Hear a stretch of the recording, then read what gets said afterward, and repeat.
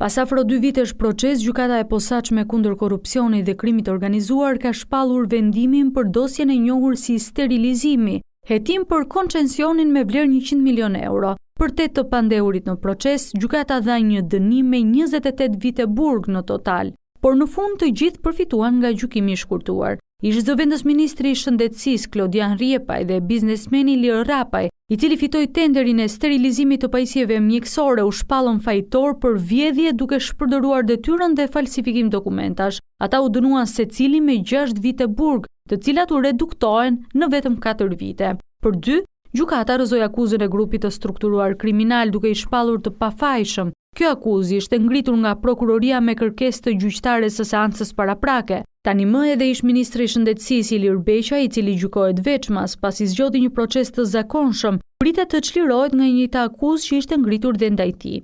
Rektori i Universitetit të Mjekësisë, mjeku Arben Gjata, u dënua me 3.6 vite burg, që ulet në 2.4 vite. Por gjykata vendosi pezullimin e dënimit dhe vendosjen e tij në shërbim prove për 2 vite. Marcela Serianaj, drejtoresh juridike, Sajmir Kadiu, drejtori ekonomik në ministri, dhe Petraq Mersini, antar i komisionit të tenderit, janë dënuar me 3 vite e 6 muaj burg, i reduktuar në 2.4 vite burg. Serianaj dhe Kadiu do të lirohen pasi kanë përmbushur afatet e dënimit në arrest shtëpie, ndërsa Mersinit dënimi ju konvertua në shërbim prove për 24 muaj. Genc Byrazeri u dënua me 1.6 vite burg, dënim që u konvertua përfundimisht në 80 orë pune në interes publik. Naila Jazi u dënua me 2 vite shërbim prove, për 2 të pandehurit kryesor Rjepaj dhe Rapaj.